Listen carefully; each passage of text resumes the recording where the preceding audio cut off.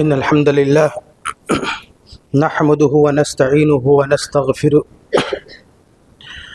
ونعوذ بالله من شرور أنفسنا ومن سيئات أعمالنا من يهده الله فلا مضل له ومن يضلله فلا هادي له وأشهد أن لا إله إلا الله وحده لا شريك له وأشهد أن محمدا عبده ورسوله يا أيها الذين آمنوا اتقوا الله حق تقاته ولا تموتن إلا وأنتم مسلمون يا أيها الناس اتقوا ربكم الذي خلقكم من نفس واحدة وخلق منها زوجها وبث منهما رجالا كثيرا ونساء واتقوا الله الذي تساءلون به والأرحام إن الله كان عليكم رقيبا يا أيها الذين آمنوا اتقوا الله وقولوا قولا سديدا يصلح لكم أعمالكم ويغفر لكم ذنوبكم ومن يطع الله ورسوله فقد فاز فوزا عظيما أما بعد فإن أصدق الحديث كتاب الله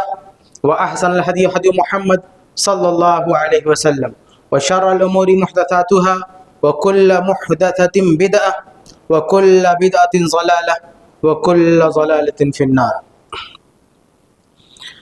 محترم حاضرین، سامعین سامعات، آج کی اس خطبے میں انشاءاللہ تبارک و تعالی صحابہ میں سے ایک عظیم صحابی کی سیرت اور ان کی زندگی پر کچھ بات کرنی ہے. یہ وہ صحابی ہے جو صحابہ میں سب سے زیادہ دولت والے، سب سے مالدار صحابی، اور ایک مالدار صحابی، ایک بہت بڑے تاجر ہونے کے باوجود بھی انہوں نے ایسی اسلامی اور مومنانہ زندگی گزاری کہ اللہ تبارک و تعالیٰ نے اللہ کے نبی صلی اللہ علیہ وسلم کی زبان مبارک سے اسی دنیا میں ان کو جنت کی بشارت دے دی. یہ ان 10 صحابہ میں سے ہیں جن کو اللہ کے رسول صلی اللہ علیہ وسلم نے اسی دنیا میں جنت کی سرٹیفکیٹ دی. مرنے سے پہلے ہی، وفات سے پہلے ہی کہہ دیا کہ آپ سب جنتی ہو. اور آج جو مسلمان بھی تاجر بننا چاہے اور یہ جاننا چاہے کہ ایک مسلمان تاجر کیسا ہوتا ہے، ایک مسلمان مالدار کیسا ہوتا ہے، ایک مسلمان کاروباری کیسا ہوتا ہے، تو اسے اس عظیم صحابی کی زندگی پڑھنی چاہیے کہ بے حساب پیسہ کمانے کے باوجود بھی ایمان کی دولت بھی کمائی، اور ایسی ایمان کی دولت کمائی کہ اسی دنیا میں جنت کی سرٹیفکیٹ، دنیا میں بھی سب سے آگے اور آخرت کے اعتبار سے بھی سب سے آگے. کیا تھی ان کی زندگی کہ اللہ تبارک و تعالیٰ نے اسی دنیا میں ان کو جنت کی بشارت دے دی. آئیے ان کی زندگی سے ہم 10 اہم باتیں دیکھتے ہیں. سب سے پہلی بات کہ یہ اسلام کب قبول کرتے ہیں. اللہ کے نبی صلی اللہ علیہ وسلم کی دعوت پر سب سے پہلے ابو بکر صدیق رضی اللہ تعالیٰ عنہ نے اسلام قبول کیا. وہ بھی مالدار صحابی تھے اور بہت بڑے تاجر تھے.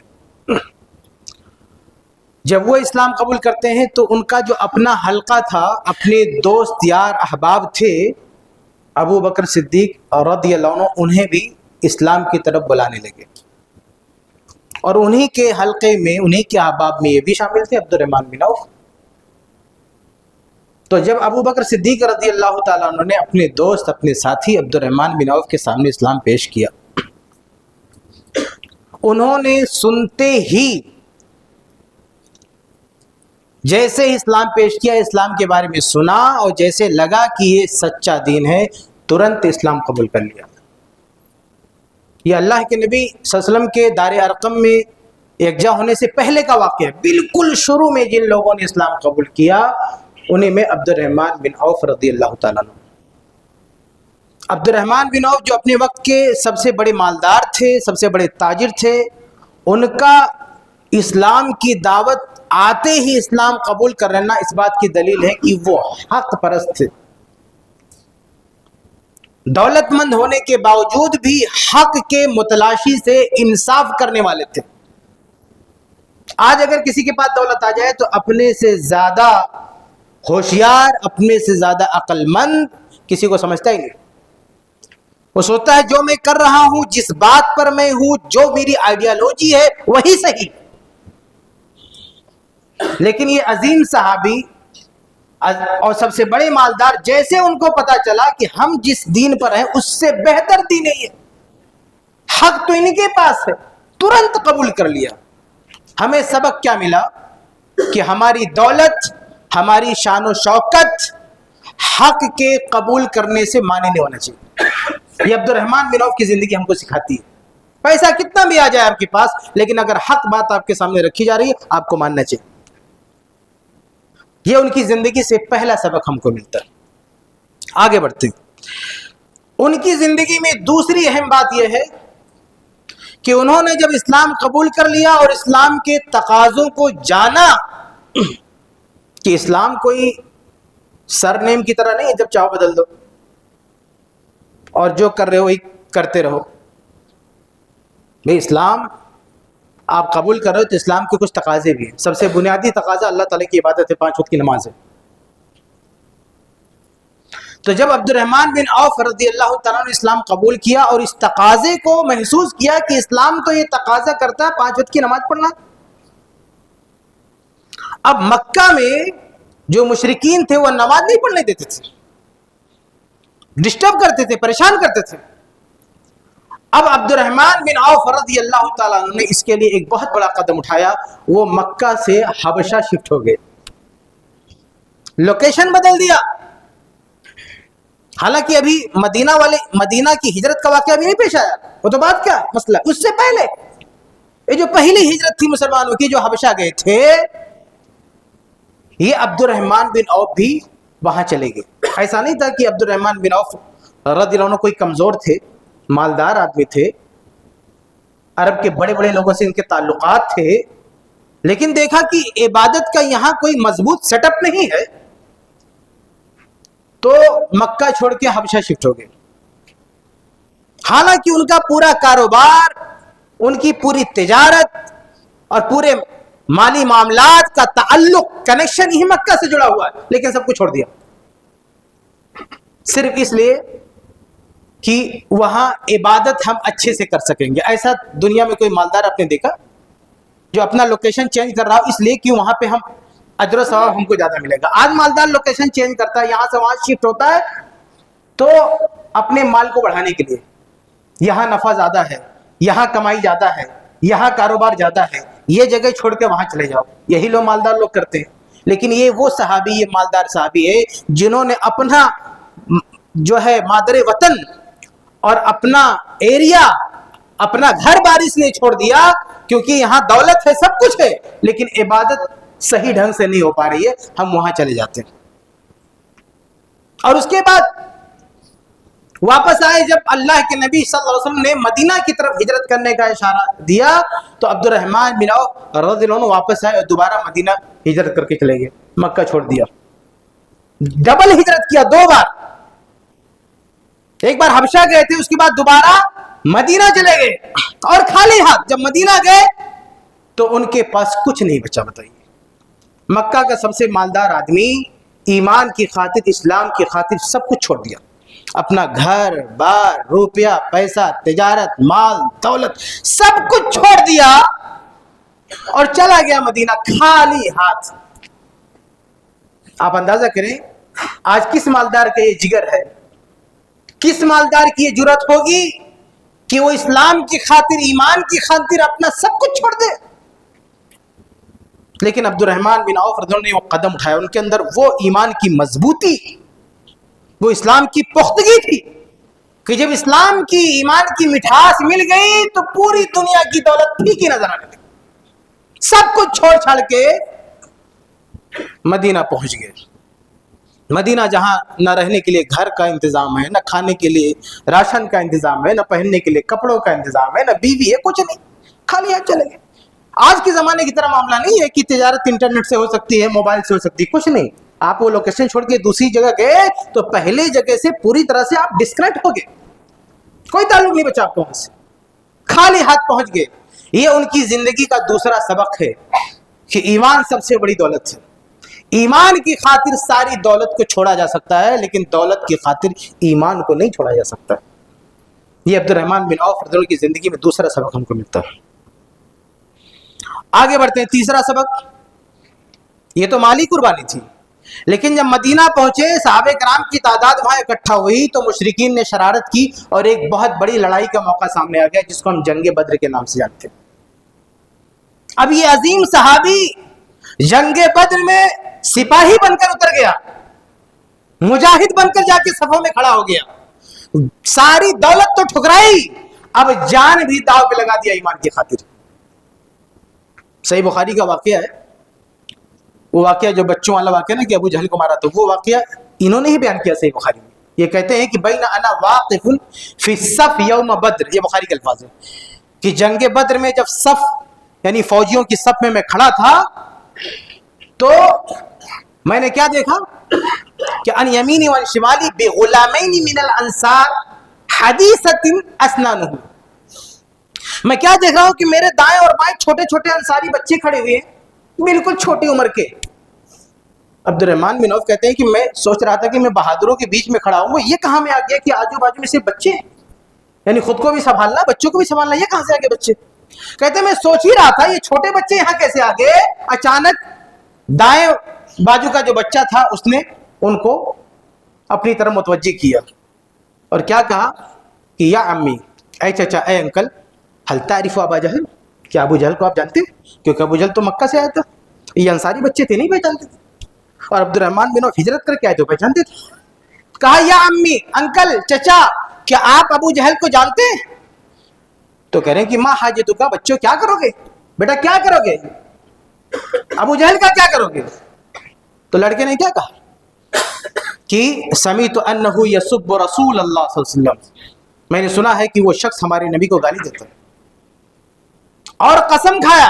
بچے نے کہا والذی نفسی بیدہ، قسم ہے اس اللہ کی، اس ذات کی جس کے ہاتھ میں میری جان ہے، لئن رأیتہ لا یفارق سوادی سوادہ حتی یموت العجل منا، بچہ چھوٹا سا بچہ کہہ رہا ہے اللہ کی قسم اگر ابو جہل مجھے دکھ گیا تو ہم دونوں کا مقابلہ تب تک چلے گا جب تک ہم دونوں میں سے کوئی مر نہ جائے۔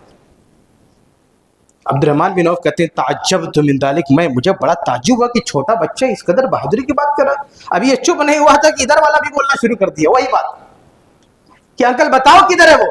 کہہ رہے ہیں یہ گفتگو ہو ہی رہی تھی کہ میں نے دیکھا کہ سامنے سے ابو جہل جا رہا تھا، میں نے کہہ دیا کہ ھذا صاحبکما، یہ وہ شخص ہے جسے تم لوگ تلاش کر رہے ہو۔ اشارہ کرنا تھا، بخاری کے الفاظ ہے فَابْتَدَرَاهُ بِسَيْفِهِمَا حَتَّى ضَرَبَاهُ فَقَتَلَهُ، یہ دونوں بچے ٹوٹ پڑے، دوڑ پڑے اس کی طرف، حالانکہ وہ گھوڑے پر تھا، دوڑ پڑے اور یہ دونوں بچوں نے ایک ساتھ اس پہ حملہ کیا، اس کو ہی مار ڈالا۔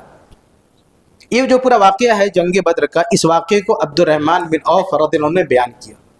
میں اصل میں کہنا یہ چاہتا ہوں کہ عبد الرحمن بن عوف رضی اللہ تعالیٰ عنہ اپنی زندگی داؤ پہ لگا کے اسلام کی جو پہلی لڑائی تھی اس میں جا کے شریک ہوئے، اس کے بعد کوئی ایسی جنگ نہیں جس میں اس عظیم صحابی نے شرکت نہ کی ہو۔ اس کے بعد جو دوسری جنگ ہوئی جنگ احد، وہ تو اور بھیانک معاملہ ہو گیا تھا، اس میں اللہ کے نبی صلی اللہ علیہ وسلم کے ساتھ جو صحابہ تھے وہ ادھر ادھر بکھر گئے تھے، اللہ کے نبی صلی اللہ علیہ وسلم کی حفاظت کا مسئلہ بڑا مشکل ہو گیا تھا۔ ایسے وقت میں صرف چند جانثار صحابہ تھے جنہوں نے ڈھال بن کر اللہ کے نبی کے سامنے ٹکے رہے، ڈٹے رہے، چاہے تیر چلے چاہے تلوار چلے، لیکن اللہ کے نبی کی حفاظت کے لیے کھڑے رہے۔ انہی میں سے ایک عبد الرحمن بن عوف۔ اس وقت جنگ احد میں 20 سے زائد زخم ان کو لگے تھے، سامنے کے دانت ٹوٹ گئے تھے عبد الرحمن بن عوف کے، اور ایک پاؤں پہ ایسا زخم لگا تھا کہ زندگی بھر وہ ٹھیک نہیں ہوا۔ کہ عبد الرحمن اتنا مالدار صحابی جو جنگ احد میں اللہ کے نبی کی حفاظت کے لیے پوری جان داؤ پہ لگائے ہوئے۔ اس کے علاوہ اور بھی جو غزوات جو لڑائی ہوئی سب میں عبد الرحمن بن عوف جو ہے شریک رہے۔ تو یہ تیسری چیز ہے ان کی زندگی سے کہ صرف مال نہیں بلکہ اپنی جان بھی داؤ پہ لگائے اسلام کی خاطر۔ آگے بڑھتے ہیں، ان کی زندگی میں چوتھی بہت اہم چیز جو ہم کو سیکھنے کو ملتی ہے وہ ہے خودداری۔ خودداری کا مطلب کسی کے سامنے ہاتھ نہیں پھیلانا، کسی کا دیا ہوا نہیں کھانا بلکہ لوگوں کو کھلانا۔ یعنی ان کی سوچ کیا تھی کہ ہم مانگ کے کھانے والے نہیں بنیں گے بلکہ ہم تو کھلانے والے بنیں گے۔ کوئی بھی صورت آ جائے، کیسی بھی سچویشن ہو، لیکن ہمیں لوگوں کو کھلانا ہے، ہمیں لوگوں سے کھانا نہیں۔ چنانچہ جب مدینہ مہاجرین گئے تو ظاہر سی بات ہے کہ یہ بھی مدینہ سے گئے تھے، ان کے پاس کچھ نہیں تھا، تو ان کے رہنے سہنے کھانے پینے کا انتظام کیسے ہوا تھا؟ اللہ کے نبی صلی اللہ علیہ وسلم نے ترکیب بھی نکالی کہ ایک مہاجر صحابی کو ایک انصاری صحابی کے حوالے کرتے تھے جو مدینہ میں پہلے سے مسلمان، اور ایک صحابی کو ان کے حوالے کرتے اور کہتے یہ لے جاؤ اپنے بھائی کو، اب آج سے اس کا کھانا پینا، کپڑا لتا اور سارا معاملہ، ساری ذمہ داری آپ کی ہے۔ ایسے ایک ایک مہاجر کو ایک ایک انصاری صحابی کے حوالے کر دیے، اس طرح سے ان کے رہنے سہنے کھانے پینے کا انتظام ہوا۔ عبد الرحمن بن عوف رضی اللہ تعالیٰ عنہ کو اللہ کے نبی نے کس کے حوالے کیا پتہ؟ انصاری صحابی تھے سعد بن ربیع رضی اللہ تعالیٰ عنہ، اور یہ انصار کے سب سے مالدار صحابی تھے، چونکہ عبد الرحمن بن عوف بھی مکہ کے سب سے مالدار تھے، اور ان کا جو لاس ہوا تھا سب سے زیادہ لاس ان کا ہوا تھا، اس لیے اللہ کے نبی نے جب جوڑیاں بنائیں تو اس کا خیال رکھا، اسٹیٹس کا خیال رکھا کہ عبد الرحمن بن عوف یہ مالدار آدمی ہے اور سب کچھ چھوڑ کے آ گیا ہے، تو آج اگر اسے کسی انصاری کے گھر بھیجتے ہیں تو اس کے گھر بھیجیں جو یہاں کا سب سے مالدار آدمی۔ تو مدینہ کے سب سے مالدار کون تھے؟ سعد بن ربیع رضی اللہ تعالیٰ عنہ، وہ بھی مجاہد، وہ بھی جانثار صحابی، بہت عظیم صحابی۔ تو عبد الرحمن بن عوف کو ان کے گھر بھیج دیا۔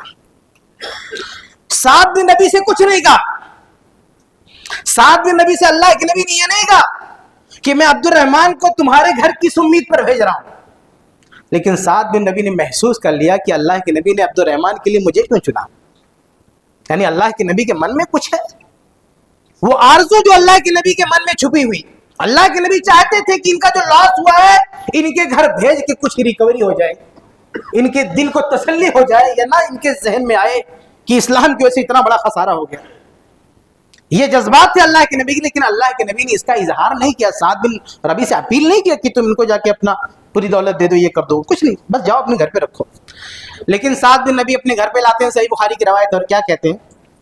کہتے ہیں عبد الرحمن، اللہ کے رسول نے آپ کو میرا بھائی بنایا، وَإِنِّي أَكْثَرُ الْأَنصَارِ مَالًا، یہ بخاری کے الفاظ ہیں، اور انصار صحابہ میں، مدینہ میں رہنے والوں میں سب سے زیادہ دولت میرے پاس ہے، میں یہاں کا سب سے مالدار آدمی ہوں۔ اب میرا فرض کیا بنتا ہے؟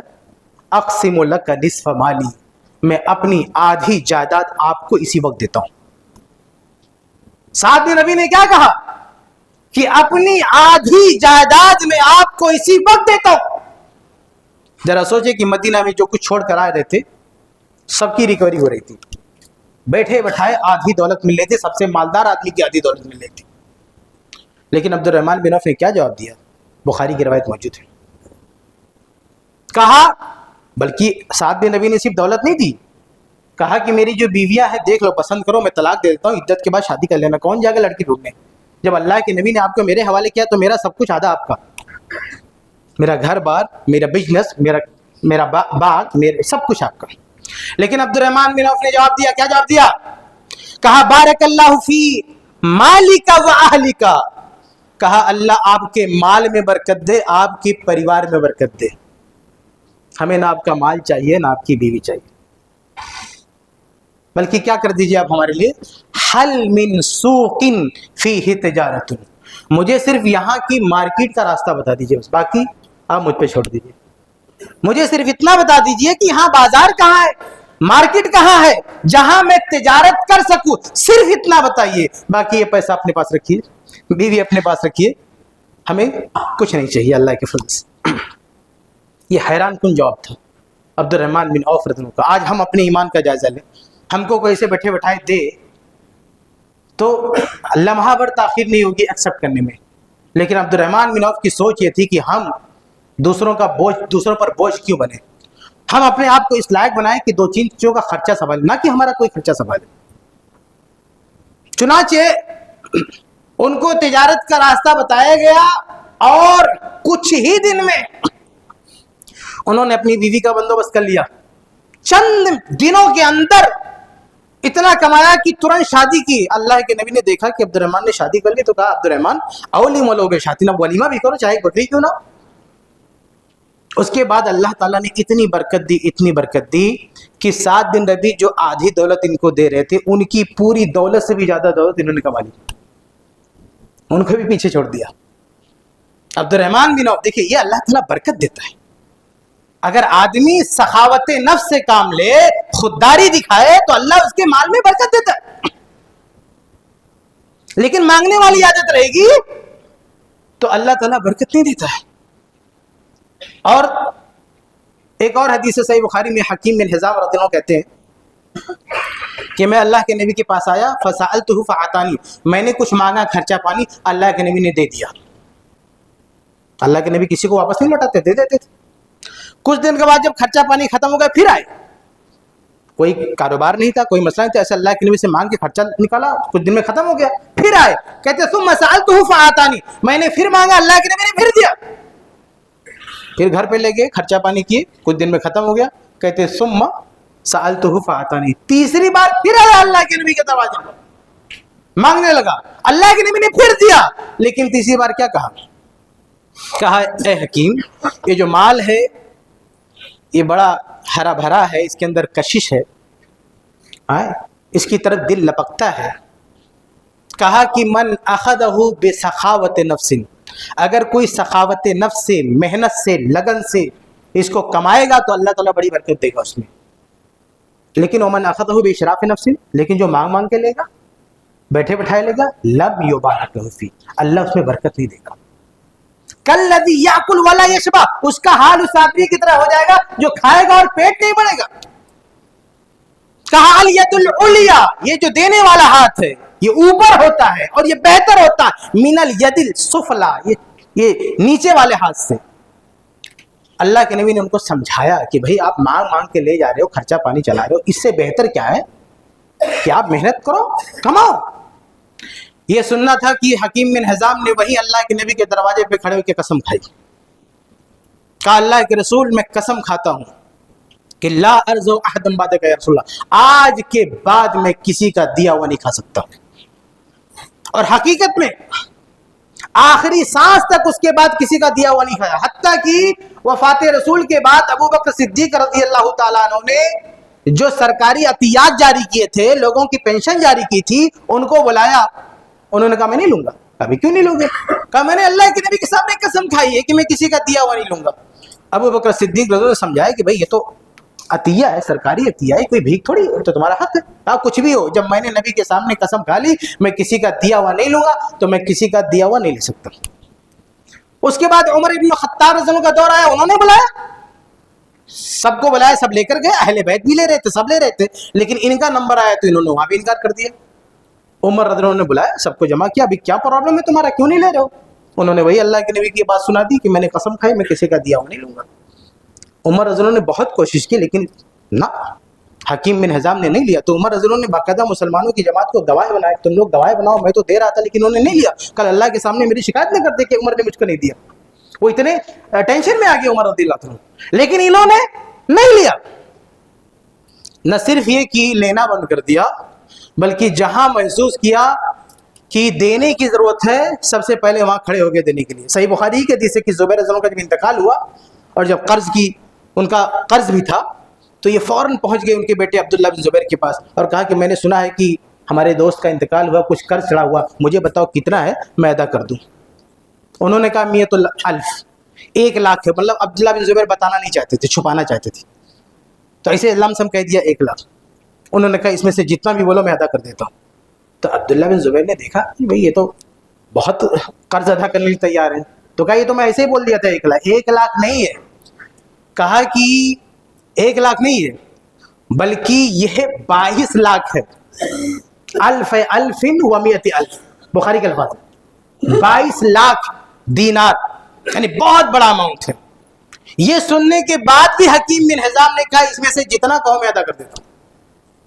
آپ سوچے کہ وہ صحابی جو بار بار نبی کے سامنے مانگنے جا رہے تھے، ایک بار نبی نے سمجھا دیا، اب مانگنا کسی کا دیا ہوا کھانا تو دور کی بات ہے، اتنا بڑا بڑا اماؤنٹ قرض کا پہنچ جاتے کہ میں چکاؤں گا. یہ صحابہ تھے خودداری والے. یہی خوبی عبد الرحمن بن عوف رضی اللہ عنہ کے اندر تھی. انہوں نے کہا نہیں میں دیا ہوا نہیں لے سکتا. تجارت کیا اور تجارت میں اللہ نے اتنی ترقی دی کہ مسند احمد کی روایت ہے, وہ کہتے ہیں کہ فَلَرَأَيْتُ لَوْ رَفَعْتُ حَجَرًا لَرَجَوْتُ أَنْ أُصِيبَ ذَهَبًا أَوْ فِضَّةً. کہا اللہ نے مجھے اتنی برکت دی, مال میں اتنی برکت دی کہ اگر میں کہیں بھی زمین سے پتھر اٹھاؤں تو نیچے سونا چاندی نکلے. مطلب یہ ہے کہ میں کسی بھی کاروبار میں میں یہ تقریر کر رہا تھا تو ایک شخص نے پوچھا کہ وہ کون سی دعا پڑھ کے پتھر اٹھاتے تھے کہ نیچے سونا چاندی نکلتا تھا. میں نے کہا بھائی وہ مطلب نہیں, مطلب یہ ہے کہ میں کسی بھی کاروبار میں ہاتھ ڈال دوں تو پیسہ ہی پیسہ. مطلب ایک تعبیر ہوتی ہے نا, بات کرنے کی ایک انداز ہوتا ہے. عبد الرحمن بن عوف کے کہنے کا مطلب یہ ہے کہ میں کوئی بھی کاروبار شروع کروں, اور ان کے کئی کاروبار ہوتے تھے, بہت سارے سورس آف انکم تھا ان کا, تو وہ کہنا یہ چاہتے تھے میں کوئی بھی کاروبار شروع کروں سونا چاندی کی بارش ہے, اللہ کی برکت. یہ مطلب یہ نہیں کہ دعا تعویذ کر کے کوئی پیسہ آتا تھا ان کو, محنت مشقت سے پیسہ آتا تھا.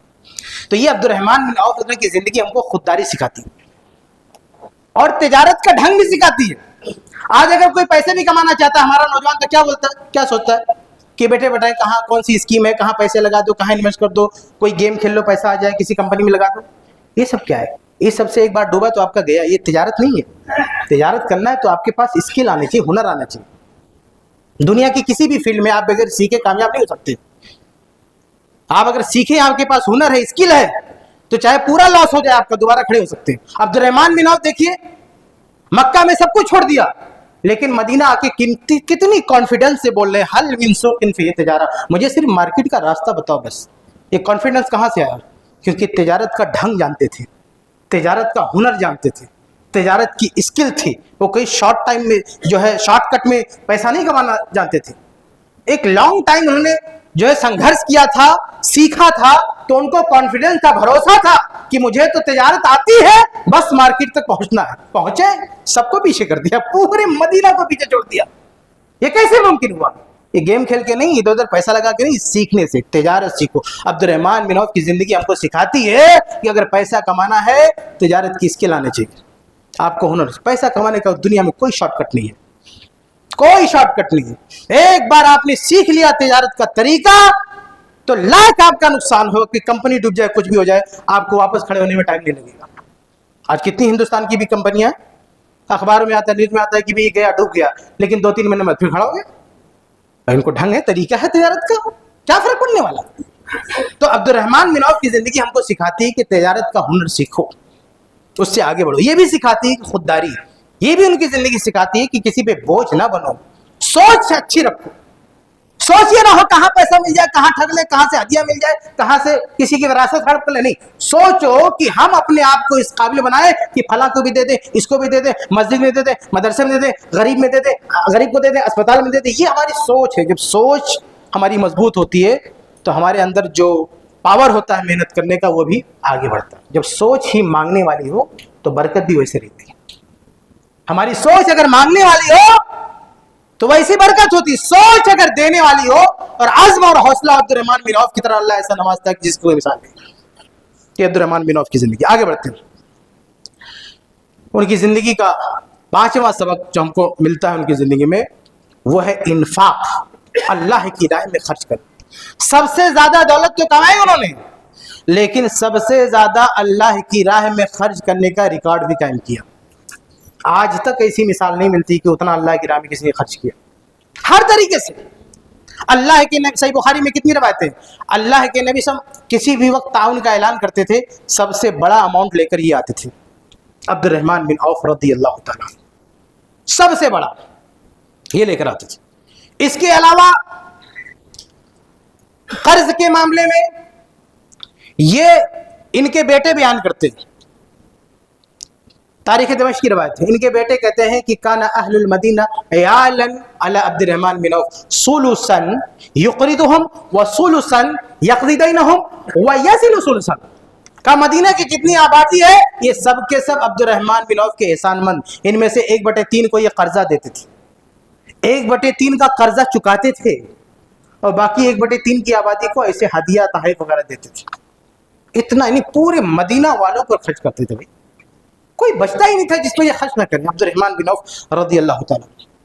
اور ایسے ہی اس زمانے میں ایک بہت بڑا مسئلہ تھا غلاموں کا. اللہ کی راہ میں غلام بھی آزاد کیے جاتے تھے. ان کے بارے میں امام ذہبی نے لکھا ہے کہ اعتق 30,000 بیت، 30,000 غلاموں کو خرید کے آزاد کیا انہوں نے. 30,000 غلاموں کو آزاد کیا انہوں نے. صرف یہی نہیں بلکہ اس وقت ایک خرچ تھا فوج کا. جو اسلامی فوج تھی اس فوج میں گھوڑوں کی ضرورت، سواریوں کی ضرورت، پیسوں کی ضرورت. وہ 500 گھوڑے، 500 اونٹ سواری کے ساتھ، ساز و سامان کے ساتھ ایسے دے دیتے تھے اللہ کے راہ میں. ایک مرتبہ 500، ایک مرتبہ 1500 سواری پورے ساز و سامان کے ساتھ. بہت بڑا حصہ فوج میں جاتا تھا ان کے جو ہے دولت سے. اس کے علاوہ اللہ کے نبی صلی اللہ علیہ وسلم کی وفات کے بعد اللہ کے نبی وسلم کی بیویوں امہات المومنین ہم سب کی ماؤں کا پورا خرچہ عبد الرحمن بن عوف نے اٹھایا. اللہ کے نبی اپنی زندگی میں اپنی بیویوں کے لیے، اپنے بچوں کے لیے کچھ نہیں کیا. جو بھی پیسہ آیا قوم کے لیے خرچ کر دیا. اور اپنی بیویوں سے کہتے تھے کہ میرے بعد اللہ کا نیک بندہ آپ کا خیال رکھے گا. کسی کا نام نہیں لیا. لیکن عبد الرحمن بن عوف نے اللہ کے رسول کی وفات کے بعد آپ کے گھرانے کی پورے اخراجات کی ذمہ داری اپنے سر پہ لی. اور ایسا نہیں اپنے گھر نہیں بلایا، اپنے سگے بیٹے کو پیسہ دے کے بھیجتے تھے، جاؤ اپنی ماں کو پہنچا کے آؤ، پوری عزت و احترام کے ساتھ. تو سنن ترمذی کی روایت ہے کہ اما عائشہ رضی اللہ عنہ کے پاس جب ان کا بیٹا لے کر آیا تو اما عائشہ نے کہا کہ سق اللہ اباک من سلسبیل الجنہ، اللہ تیرے باپ کو جنت کی نہروں سے سیراب کرے. کہ عبد الرحمن بن عوف رضی اللہ تعالیٰ عنہ. اللہ کے نبی نے کسی کا نام نہیں لیتا، لیکن انہوں نے اللہ کے نبی کی بیویوں کو، ہم سب کی ماؤں کا جو خیال رکھا اس کی کوئی مثال نہیں ملتی. پورا بڑا بڑا باغیچہ بیچ کر اس کی ساری قیمت قدموں میں ڈال دیا امہات المومنین کے. اور وہ اللہ کے رسول ہم سب کی مائیں وہ پیسہ آنے کے بعد بھی وہ بھی دوسروں کو بانٹ دیا کرتی تھی. معمولی سا اپنے اوپر استعمال ہوتا تھا، باقی وہ بھی صدقہ خیر اتنا دیتے تھے کہ بچ جاتا تھا. وہ نہ صرف کھاتی تھی بلکہ صدقہ خیرات کر دیتے تھے. بہت معمولی حصہ کھانے میں آتا، اس کا کئی گنا وہ صدقہ خیرات کرتی تھی. اتنا دیتے تھے عبد الرحمن بن عوف رضی اللہ عنہ. بہرحال انفاق کے واقعات پڑھیں گے تو کافی وقت جائے گا کہ کہاں کہاں انہوں نے کیسے کیسے خرچ کیا. تو ان کی زندگی کا یہ 5واں سبق ہے کہ اللہ کی راہ میں بے حساب خرچ کیا. جتنا خرچ کرتے اتنا ہی اللہ دیتا ہے. آگے بڑھیں. عبد الرحمن بن عوف کی زندگی میں جو 6واں سبق ملتا ہے وہ زہد کا. زہد یعنی دنیا سے بے رغبتی. اتنی دولت ہونے کے باوجود بھی ان کو دیکھ کے لگتا نہیں تھا کہ اتنا مالدار آدمی. امام احمد رحمہ اللہ کی کتاب ہے زہد، اس میں وہ لکھتے ہیں کہ عبد الرحمن بن عوف لا یعرف بین عبیدہ. وہ ان کے جو غلام تھے نا، نوکر چاکر، ان کے بیچ میں اگر عبد الرحمن بن عوف بیٹھ جاتے تو باہر سے آنے والا پہچان نہیں پاتا کہ اس میں غلام کون ہے مالک کون ہے. یہ لائف اسٹائل ان کی، یہ سادگی کہ غلام نوکر چاکر، نوکر چاکر. آج کسی بھی کمپنی میں جاؤ، کسی بھی آفس میں جاؤ، آفس کا جو پیون ہے، چپراسی ہے، اور اس کا جو باس ہے، دونوں میں فرق نہیں دکھے گا. لیکن یہ عبد الرحمن بن عوف کے غلام، خریدے ہوئے غلام، نوکر نہیں، خریدے ہوئے لوگ. ان کا جو پہناوا ہے، ان کا جو طرز زندگی ہے، وہ اسی زندگی ان کی بھی عبد الرحمن بن عوف کی. دیکھ کے لگتا ہی نہیں کہ اس میں مالک کون ہے، غلام کون ہے. صحیح بخاری کی حدیث ہے. اچھا، یہ روزے بھی بہت رکھتے تھے، پیسہ بہت تھا لیکن روزہ رکھتے. صحیح بخاری کی روایت ہے ایک دن روزہ رکھے. ان کے گھر والے پریشان تھے، کسی طرح یہ اچھا کھانا کھا لے، لیکن نارمل کھانا کھاتے تھے.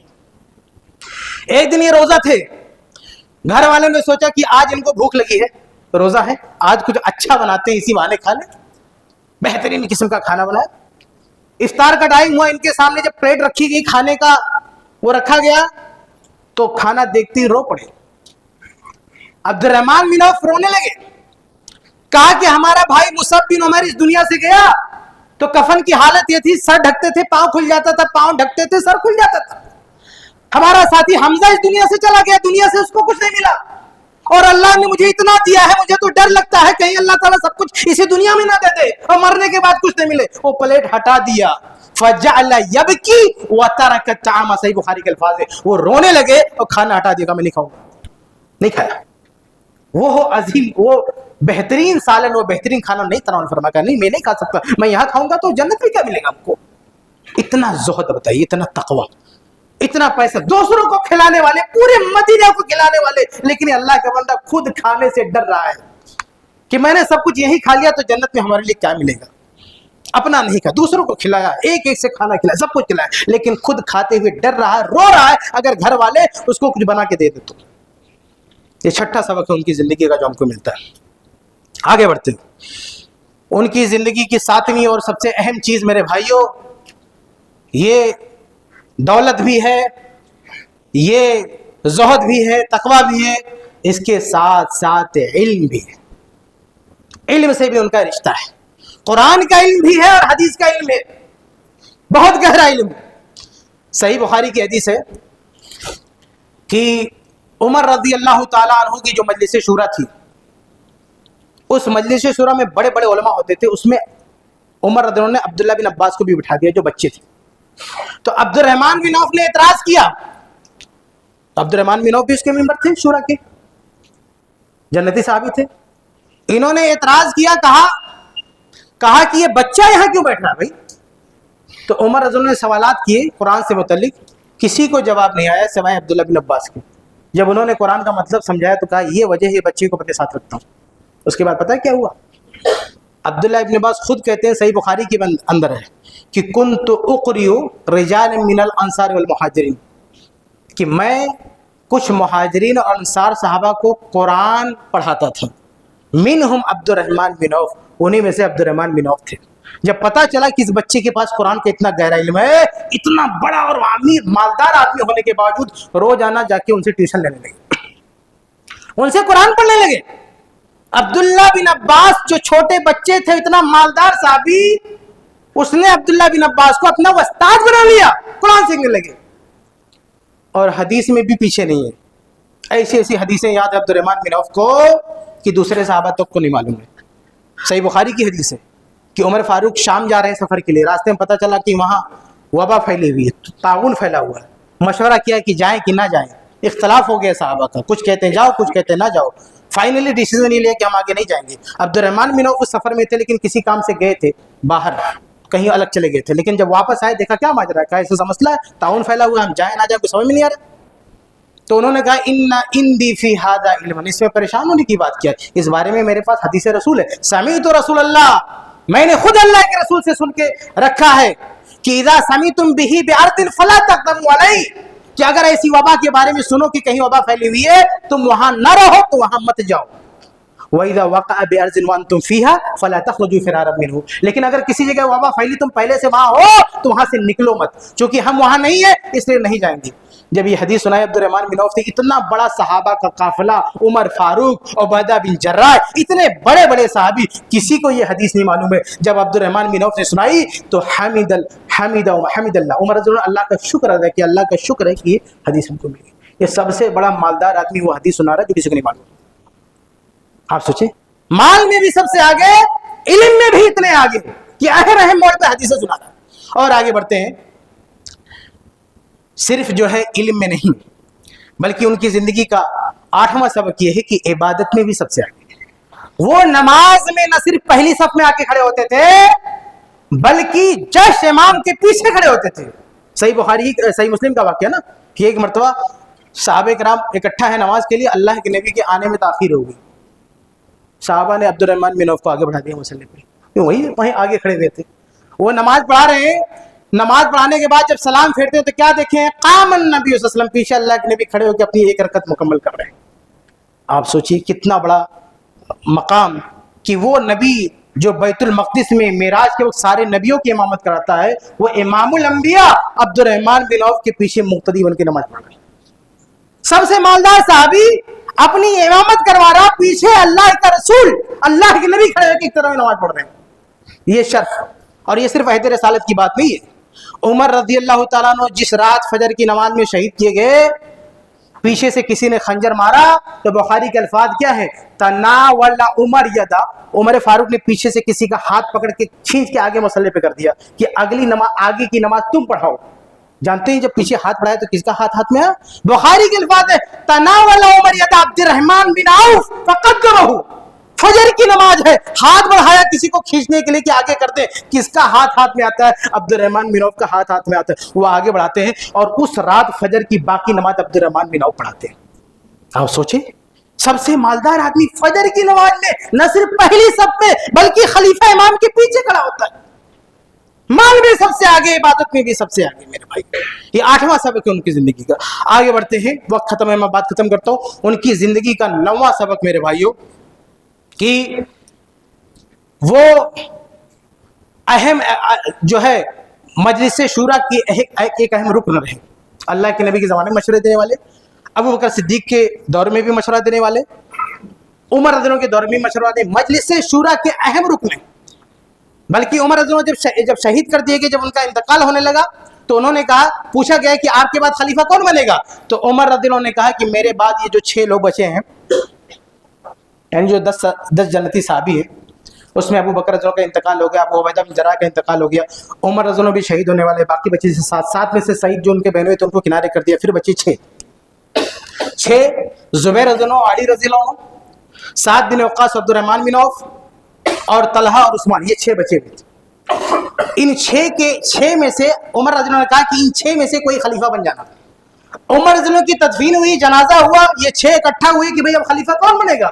عبد الرحمن بن عوف رضی اللہ عنہ نے کہا, یعنی وہ اتنا بڑا مسئلہ تھا کہ کسی کا نام نہیں لیا عمر فاروق نے, 6 کا نام لیا, 6 میں سے کوئی اور بنے. بھئی یہ مسئلہ لے کے بہت بڑا ہنگامہ ہو سکتا تھا, بہت خون خرابہ بھی ہو, کچھ بھی ہو سکتا تھا, لیکن اس پوری سچویشن کو عبد الرحمن بن عوف نے اتنے خوبصورتی سے ہینڈل کیا. کیا کہا, 6 سے کہا کہ یہ 6 کی تعداد سب سے پہلے ہم 3 کرتے ہیں. اچھا, عبد الرحمن بن عوف بھی ان 6 میں سے ایک ہے, تو کہتے ہیں 6 کی تعداد کو ہم 3 کرتے ہیں. کہا ہم میں سے 3 آدمی ہٹ جائے اور یہ اپنا معاملہ اپنے کسی ساتھی پر سونپ دے کہ وہی تینوں طے کریں گے کون خلیفہ ہوگا. سب سے پہلے زبیر رضی اللہ عنہ نے کہا کہ میں اپنا معاملہ جعلت امری الی علی, میں علی کو سونپتا ہوں, علی جو کہتے وہی میری بات ہے. طلحہ نے کہا کہ عثمان جو کہتے وہی میری بات ہے. سعد بن وقاص نے کہا کہ عبد الرحمن بن عوف جو کہتے وہی میری بات ہے. یہ تینوں چھٹ گئے. کون؟ زبیر, طلحہ, سعد بن وقاص. باقی بچے 3, کون؟ علی, عثمان, عبد الرحمن بن عوف. ان 3 میں سے کسی کو خلیفہ بننا تھا. اس کو شارٹ کیا لسٹ کو, عبد الرحمن بن عوف. اس کے بعد عبد الرحمن بن عوف نے کہا کہ ان تینوں میں تو نہیں بننے والا خلیفہ, آپ دونوں میں سے کسی کو بننا ہے, لیکن کون بنے گا؟ دونوں خاموش, کوئی نہیں بول رہا. تو عبد الرحمن بن عوف نے کہا اچھا میں ہی طے کر دیتا ہوں کہ کون خلیفہ بنے گا, کیا آپ لوگ راضی ہو؟ کہا ہم راضی, آپ جس کو کہتے.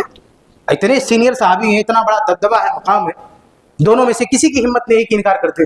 علی ہو یا عثمان, دونوں کہہ رہے کہ آپ جس کا نام لیں گے وہ خلیفہ بنے گا.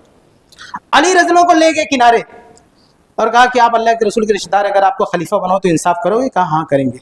کہا اگر میں عثمان کو خلیفہ بنا دوں تو اطاعت کرو گے؟ کہا ہاں میں کروں گا. پھر عثمان بن عفان کے پاس آئے, ان کو الگ لیں گے. کہا آپ کو خلیفہ بنا دوں تو انصاف کرو گے؟ کہا ہاں کریں گے. اور کہا لیکن اگر علی کو بنا دوں تو مانو گے خلیفہ؟ کہا ہم مانیں گے. تو اس کے بعد دونوں کو اکٹھا کیا اور کہا ارفع یا عثمان یدک, عثمان کا ہاتھ, اپنا ہاتھ اٹھاؤ. ان کا ہاتھ آگے بڑھایا اور کہا چلو سب بیعت کرو عثمان بن عفان. عثمان بن عفان خلیفہ بن گئے. اتنا دبدبہ, اتنا روب, اتنی دور اندیشی تھی کہ وہ ان کے کہنے پر, ان کے مشورے پر خلافت قائم ہوتی تھی. عثمان کو خلیفہ بنانے والے یہی عبد الرحمن بن عوف, لیکن خود چاہتے تو خلیفہ بن جاتے. انہوں نے ہر میدان میں سب سے آگے رہے, علم میں آگے, مال کی قربانی میں آگے, جان کی قربانی میں آگے, ہر معاملے میں آگے. صرف ایک معاملے میں پیچھے رہے, وہ عہدہ. اتنا مالدار صحابی ہونے کے بعد کبھی کوئی عہدہ نہیں لیا. بس اللہ کے نبی نے ایک مرتبہ ایک غزوہ کا امیر بنایا تھا بس, اس کے علاوہ کبھی بھی انہوں نے کوئی کرسی, کوئی عہدہ نہیں لیا. حتیٰ کہ عثمان بن عفان نے اپنی دور کے آخر میں لکھ دیا ان کا نام, کہا میرے بعد یہ عبد الرحمن بن عوف خلیفہ بنے گا. عبد الرحمن بن عوف نے کہا کہ نہیں میں نہیں بن سکتا. کہا نہیں, زبردستی نام لکھ دیا عثمان بن عفان نے. کہا میرا انتقال ہوگا تو میرے بعد یہ بنے گا. عبد الرحمن بن عوف اللہ کی بارگاہ میں دعا کریں, اللہ اس سے پہلے کہ عثمان کی وفات ہو مجھے ہی دنیا سے اٹھا لے, اتنی عظیم ذمہ داری میں نہیں نبھا پاؤں گا. اور 6 مہینے کے بعد عبد الرحمن بن عوف کا انتقال ہو گیا, عثمان سے پہلے. ورنہ عثمان نے انہی کا نام لکھا تھا کہ میرے بعد کون خلیفہ ہوگا, عبد الرحمن بن عوف. تو بہرحال یہ عبد الرحمن بن عوف کی زندگی تھی. اور وفات سے پہلے انہوں نے جو وصیت کی تھی میرے بھائیوں, ان کی پوری جائیداد آج کے حساب سے کیلکولیٹ کریں تو تقریباً 3000 کروڑ روپے بنتی ہندوستان کی کم و بیش. اس میں سے 1000 کروڑ روپیہ صرف انہوں نے کیا کیا تھا, اللہ کی راہ میں وصیت کیا تھا. جو بدری صحابی تھے ایک ایک کو کہا تھا کہ 400 دینار دینا. تاریخ امام بخاری کی تاریخ میں 400 دینار سونے کا سکہ ہوتا ہے, بہت بڑا, کروڑوں سے اوپر جاتی ہے جائیداد ایک کے حصے میں. یعنی جتنے بدری صحابی بچے وہ غریب و مالدار اس سے لینا دینا نہیں, ان سب کو, حتیٰ کہ عثمان بن عفان بھی اس میں تھے, उस लिस्ट में, उनको भी मिला उतना पैसा। और इसके अलावा अज़वाज मुतहरात के लिए एक बाग कहा, ये बेच के उनको दे देना अज़वाज मुतहरात को। इसके अलावा जो है 50,000 दीनार जो है फौज को दे देना। इसके अलावा जो है 1,000 घोड़े फौज को दे देना। इतनी वसीयत, तकरीबन 1,000 करोड़ के अमाउंट की वसीयत था। बाकी 2,000 बचा था जो उसके उनके 2,000 करोड़ जो उनके रिश्तेदारों में बांटा गया था, तकसीम किया गया था।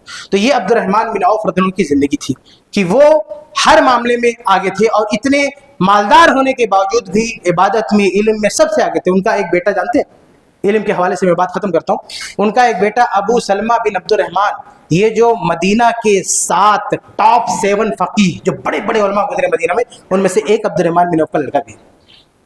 यानी उन्होंने इतने मालदार होने के बावजूद अपने एक बेटे को टॉप 7 फकीह में जो है रखा। इतनी बड़ी तालीम दी दीन की, इतना बड़ा फकीह बनाया। तो ये अब्दुर्रहमान बिन औफ की जिंदगी इनकी इन्हीं कुर्बानियों की वजह से अल्लाह के नबी सब ने इनकी वफात से पहले और अपनी ज़िंदगी में इनको जन्नत की सेट की। अब्दुर्रहमान बिन औफ जन्नती है, मरने के बाद जन्नत कन्फर्म है। तो ये उनकी ज़िंदगी का कुछ हिस्सा मैंने आपके सामने पेश किया। अल्लाह से दुआ अल्लाह ताला हम सबको तौफीक दे कि हम साहबे किराम की सीरत को, उनकी ज़िंदगी को पढ़ें, उनके मुताबिक अपनी ज़िंदगी गुजारने की कोशिश करें। आमीन रब्बना।